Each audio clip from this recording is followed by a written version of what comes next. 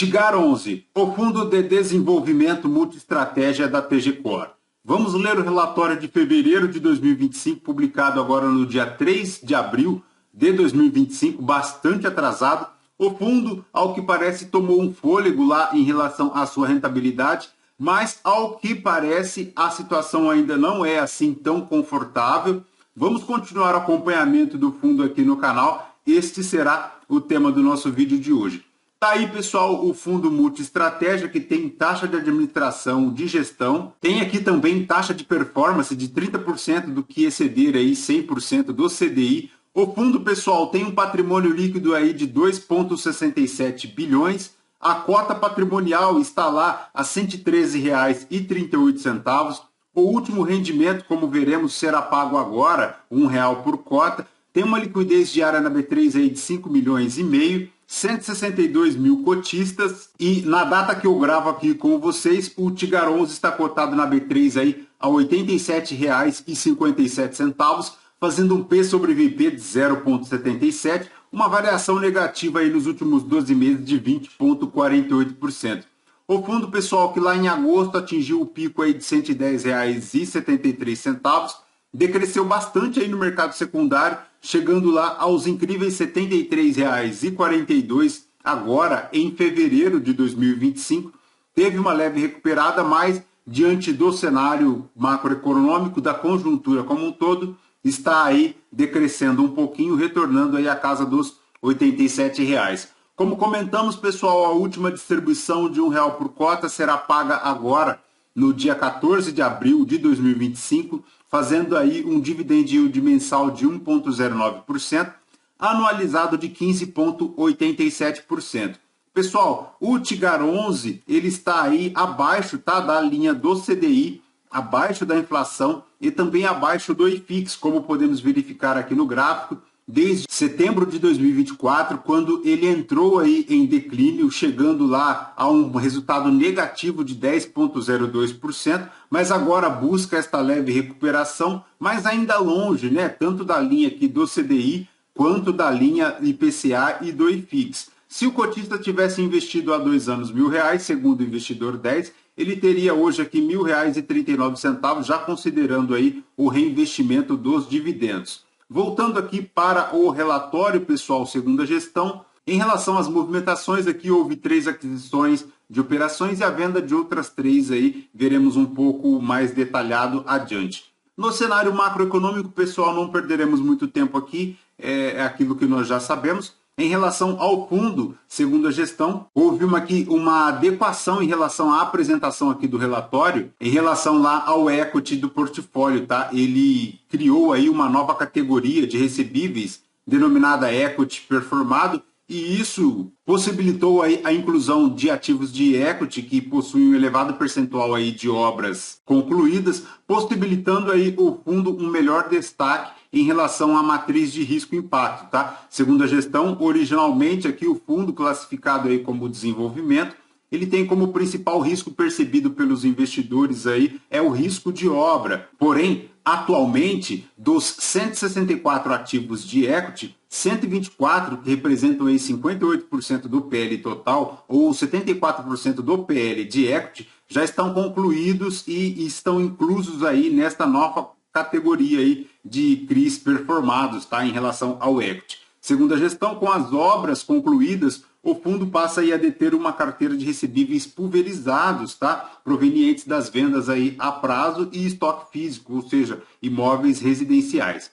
No fechamento de 2024, os empreendimentos aqui da carteira de recebíveis de equity, pessoal, performado, atingiram aí 4 bilhões e meio em VGV, considerando aí a participação do fundo nos projetos. Desse total, 1,24 bilhão está em estoque e 3,31 bilhões já estão vendidos. Seguindo aqui, pessoal, a gestão ela tem aqui um comentário em relação a uma visita lá do empreendimento em Campina Grande, na Paraíba, que tem aí 367 lotes. Segundo a gestão, este empreendimento aí possui um VGV de 48 milhões, tendo 41 milhões aí referentes à participação do fundo no projeto. Ele estava aí com 69% dos lotes vendidos e 94% das obras executadas. O ativo possui aí uma carteira vendida a receber de 17 milhões, tá? Ele tem aí também um pequeno índice de inadimplência, abaixo aí dos 3%, frente aí aos 5% na média geral aqui do fundo. Pessoal, seguindo aqui em relação ao urbanismo, a gestão comenta aqui que no mês de fevereiro foram comercializadas 226 unidades dessa classe,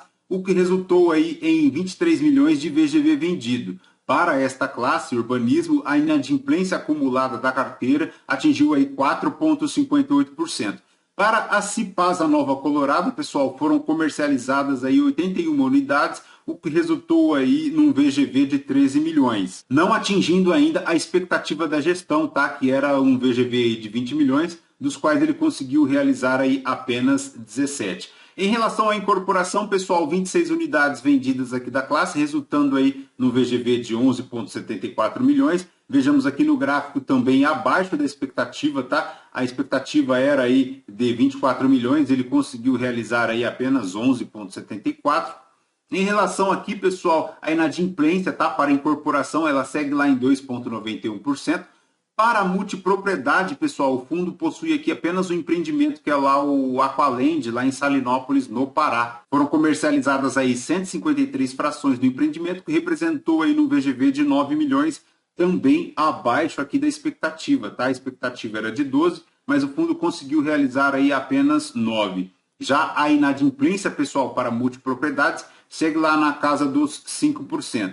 Já em relação ao crédito, pessoal, a gestão destaca aqui que no decorrer do mês de fevereiro realizou aí a venda de 3 operações no valor total aí de 25 milhões, tá? Sendo ela para o CRI Exatas, o CRI Aspan e também o CRI Massagano. Já em relação às aquisições, foram 3 operações já presentes aí no portfólio do fundo, totalizando aí 14 milhões 940 mil reais, tá? Em relação à rentabilidade do fundo, pessoal, ele distribuiu aí R$1 por cota, fazendo um yield aí aproximado de 1,09%, como vimos, ou 15,91 aí em termos anualizados. Vimos lá no investidor 10 que anualizado dá em torno de 13, 14%. No histórico da cotação e no valor a mercado, pessoal, para fevereiro ela fechou aí a R$ 80,84, o patrimonial aí de R$ 113,38, um valor patrimonial aí de 2,6 bi. Já em relação à rentabilidade, pessoal, vejamos aqui, ó, desde setembro de 2024, ele apresenta aí uma rentabilidade negativa, tá? Mas agora em fevereiro essa rentabilidade foi positiva de 0,65%, o que é muito positivo, mas ainda muito aquém daquilo que o fundo precisa estar aí no patamar agradável do cotista, né? Como vimos aqui anteriormente no relatório, as expectativas estão superiores às realizações, ou seja, o previsto e o realizado ainda não estão equacionados, né? Vejamos aqui que tanto para a multipropriedade quanto aí para a incorporação, o fundo tem aí uma expectativa de venda superior, mas ele não consegue atingir esse patamar de vendas, né? O mercado imobiliário como um todo apresentando aí bastante dificuldades, né? Lembrando que, como ressaltado pela gestão, o maior risco aqui é em relação às obras, tá? O risco de obra. Então, é muito importante o cotista ficar atento, por isso que esta rentabilidade positiva para fevereiro é positiva, é bom, é bacana o fundo ter conseguido esta rentabilidade, mas ainda é preciso ser visto com muita cautela, porque os números do fundo ainda não apresentam um convencimento, principalmente se olharmos com a perspectiva aí de cenário macroeconômico. Em relação aqui, pessoal, ao retorno acumulado na cota mercado, como vemos aqui, ela sofre bastante lá desde meados de 2024, decrescendo bastante aí no mercado secundário. Já, pessoal, em relação ao yield, como vemos aqui, a distribuição desde março de 2024 saiu lá de R$ 1,33, chegando aqui na casa do R$1. Isso, pessoal, fez com que a cota no mercado secundário decrescesse, o que ajudou aqui esta linha superior do yield, tá atingindo aí 1,2%, dando aí esta abertura muito impactada aí pela cota no mercado secundário.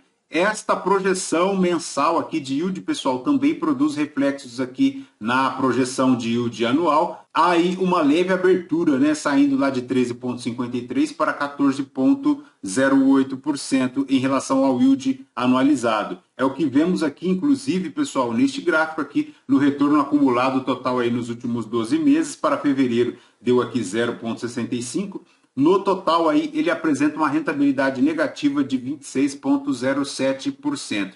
Em relação à liquidez, pessoal, 162 mil cotistas, uma movimentação mensal aí total de 110 milhões, diária de 5 milhões e meio. Para a DRE do fundo, pessoal, em relação a fevereiro de 2025, ele fez aqui um total de 25 milhões de receitas, subtraídas aí as despesas, um resultado caixa aí de 22 milhões 326 mil, equivalente aí a 95 centavos por cota, dos quais ele distribuiu R$1, consumindo aí 5 centavos da reserva, tá? Ela que chegou lá aos 3 centavos por cota, segundo ressaltado aqui pela gestão, no final do mês. Já em relação à projeção de rendimentos, pessoal, a gestão estima aqui que para o primeiro semestre ela continue aí entre 90 centavos e R$1,10 por cota. Agora, se considerarmos, pessoal, todos os números já apresentados, já observados aqui na nossa análise do relatório, é possível se inferir que a distribuição por cota poderá sofrer aí um decréscimo, tá? Hoje ela está aí no patamar de R$1.